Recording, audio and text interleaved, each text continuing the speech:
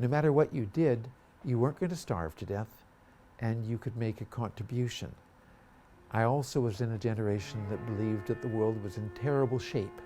We perhaps could do something to change the world to make it a better place.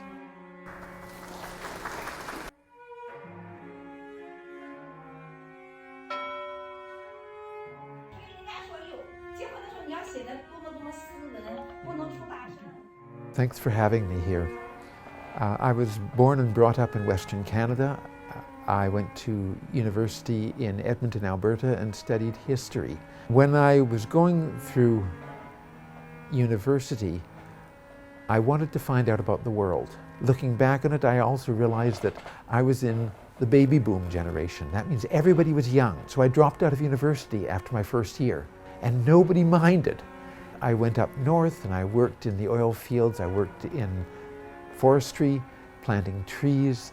I worked prospecting for oil, and I went to Australia on a boat. I worked in a warehouse. I went to New Zealand. I traveled through Southeast Asia.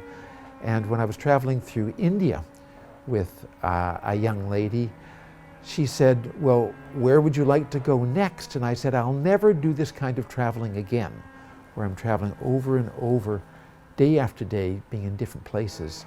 The next time I travel, I'll go to China. This was a young lady who'd learned Hindi and spent 2 years in India. So I thought she'd done a great thing, and I thought I'll do that for China. So I went to Macau, right? And they had a business plan competition, and they wanted me to be a judge in the business plan competition, which is very nice. But what I enjoyed most about it was this. What? Huge! Huge! You spell your name wrong. You know what? I spell wrong too. My mother's father had worked at Lingnam University, which is now Zhongshan University in Guangzhou. And my father worked for the London Missionary Society, and he was at the Nethertoll Hospital. He was a doctor. So they met in Qiangzhou, which is Changzhou in Hong Kong. So growing up in Canada and having my brothers and sisters all being born in various places, one in Hong Kong, a couple in Wales, one on the ship leaving Hong Kong, I felt that I needed to go around the world, to different parts of the world, to see what they had seen and that I had not. 等于他们两个人呢，生了4个女儿，都在现在是中山大学呀，所以你们跟中国是很有渊源的，有一些。对，所以你看这相片我们保护的不是太好。这个就是这就是 Hugh 的外公嘛，妈妈的爸爸，还教等于第1任的数学教授，在岭南大学，你看还清朝大辫子。哇，对不对？他是08年就去了。然后那个相片呢，那个小女孩就是 Hugh 的妈妈，然后呢，这个是他的外公，这是孙中山，看嘛，孙中山在岭南大学的，所以这是大学印出来的，所以这是他的外公。然后这是 Hugh 的爸爸，这是 Hugh 爸爸最年轻，都是做医生的。I also felt that China was very much a part of my background. There was nothing that made my mother more happy than talking with Chinese in Western Canada in the 1950s. So tears almost would come to her eyes. Yeah, tears would come to her eyes when she would be joking in Cantonese with people. 嗰個煲底係哦，嗰個你知唔知啊？叫做乜嘢？邊個啊？你講烽火台咯咪？係啊，烽火台係烽火台。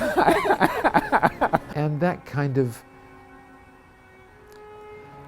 understanding that a society and a language and a culture was viable and was completely different from Western Canada was part of my upbringing.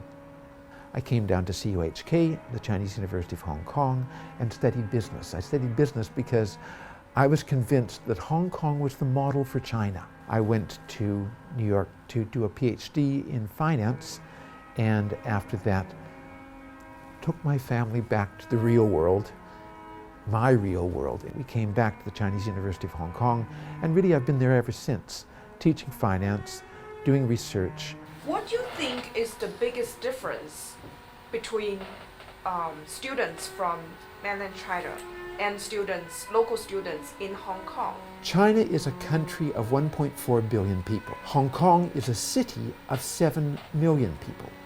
So how do you see the difference between Hong Kong students and Chinese students at Chinese University of Hong Kong-Shenzhen? So we get a kind of an interesting situation. There, the students are international by choice because they come from all over China to come to an immigrant city. Shenzhen is an immigrant city. And they come to this really active environment in Shenzhen. In Hong Kong, you have international students by nature. And that makes a very great difference. Because if you're international by choice, even though you're more Chinese, you're more international. And if you're international by birth, even though you are understanding how the world works, in fact, you can be very local.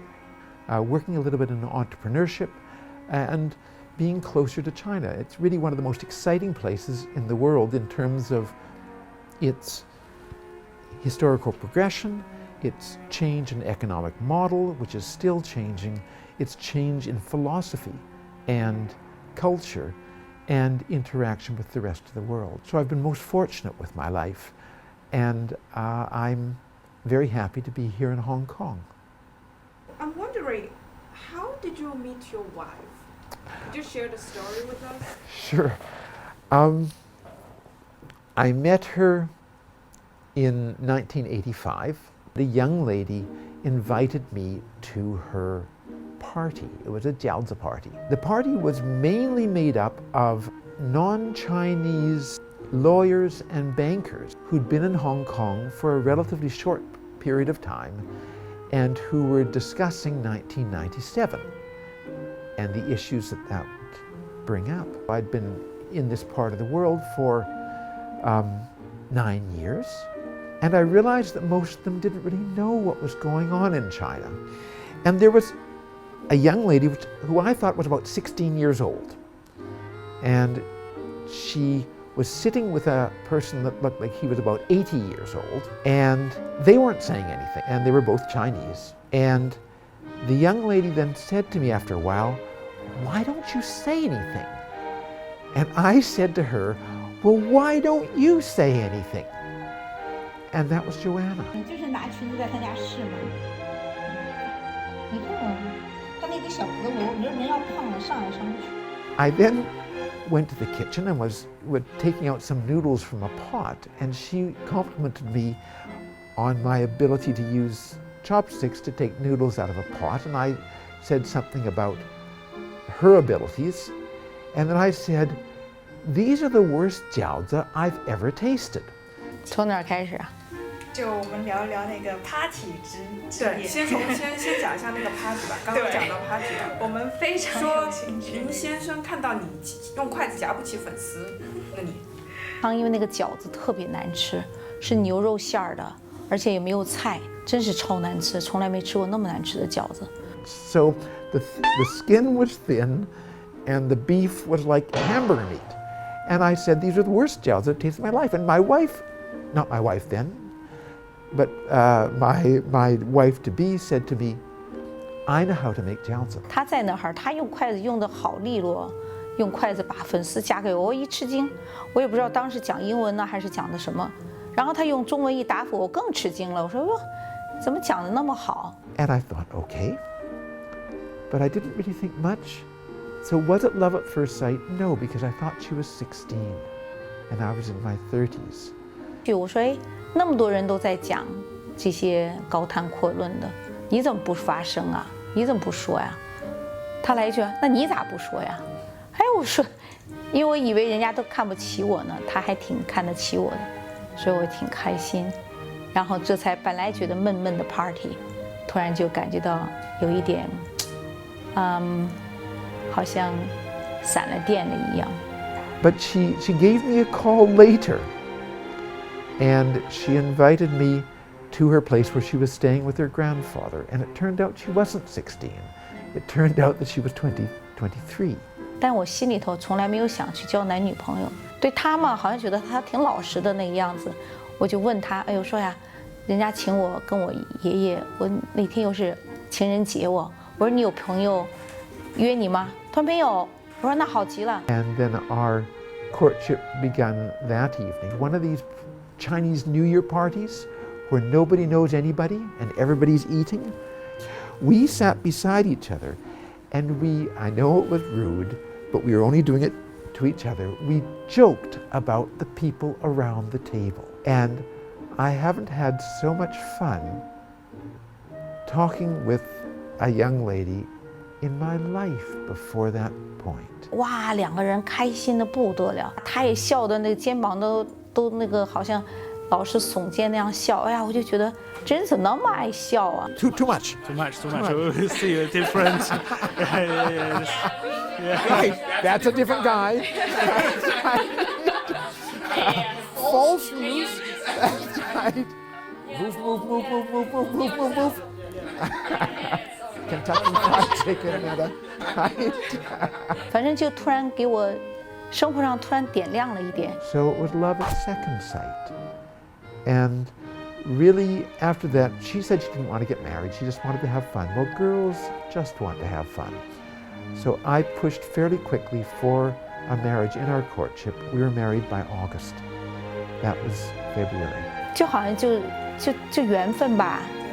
后来没想到今天真正是我们35周年耶！就那一天，就真是他认为就定身了。他说定了终身了，我也觉得有点奇怪。就2月14号啊。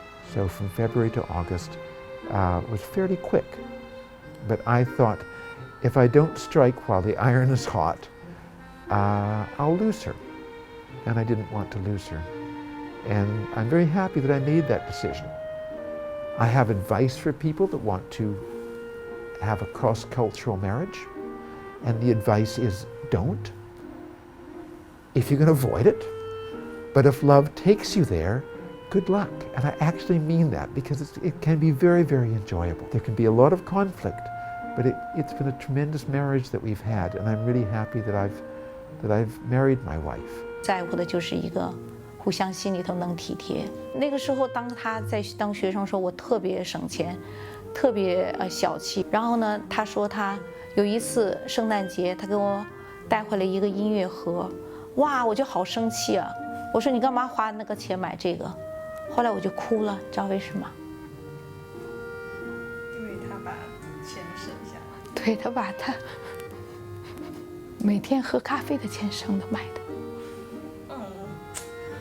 所以我想我这辈子肯定不可能离开他。对。But if somebody just wants to go into a marriage to try something new, with a different culture, my advice would be don't do it.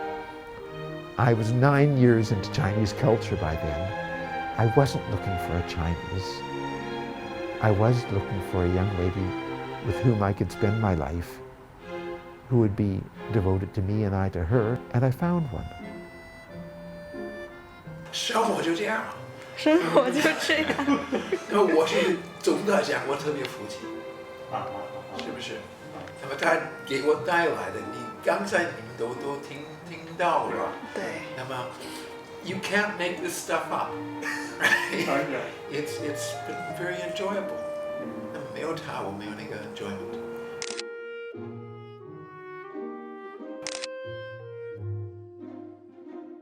So may I just, I forgot a detail from that party when I met my wife. And the detail was when I got to the party, I found out that the girl that had invited me to the party already had a boyfriend. And so I was tremendously disappointed and sort of withdrew to one side and decided that this party was a waste of time. Turns out it's not.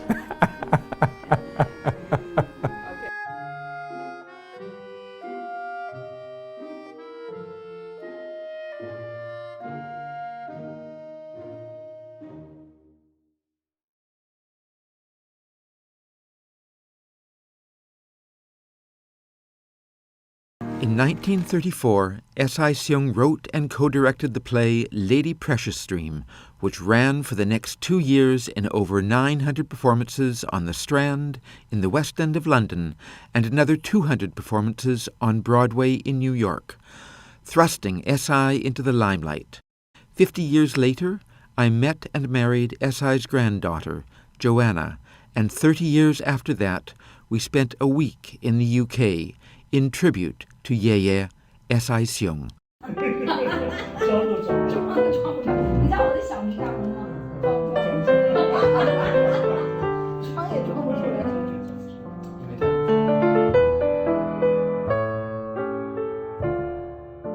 85年嘛，2月14号那天，就是因为那一天2月14号，2月14号，你我不是去别人请我们去那个中国春节的晚餐吗？我爷爷呢就是熊十一，就是我还有一张相片没有摆出来，等于就是我的爷爷呢，他呢是这是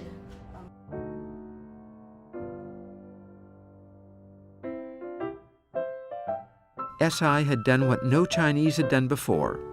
A classically educated Chinese scholar, he made his name as an English language author, playwright, director, activist, and lecturer. Lady Precious Stream, in London's West End, had entertained Queen Mary, and on New York's Broadway, Eleanor Roosevelt, the wife of the President of the United States. The play had captured the imagination of critics, writers, academics, and common people. S.I. had reached the top of Western and Chinese societies. S.I., the only Chinese on stage, was the honorable reader, the narrator of the play. Soon after I met S.I.'s granddaughter Joanna, my father, Alan Thomas, told me of his vivid memory of S.I. Seung in 1936, when, 80 years ago, my Uncle Jeff had taken my father to see Lady Precious Stream.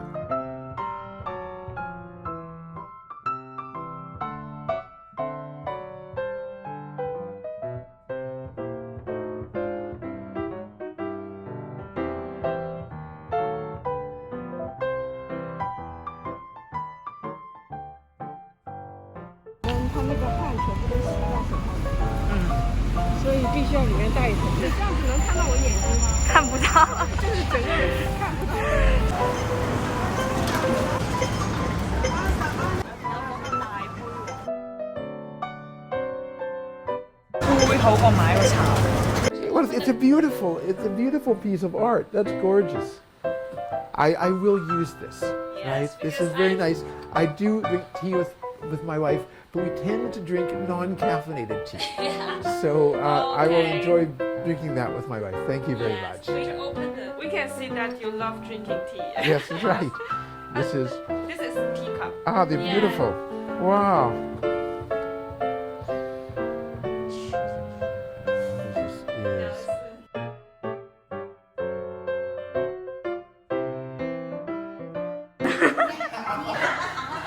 Have a nice weekend.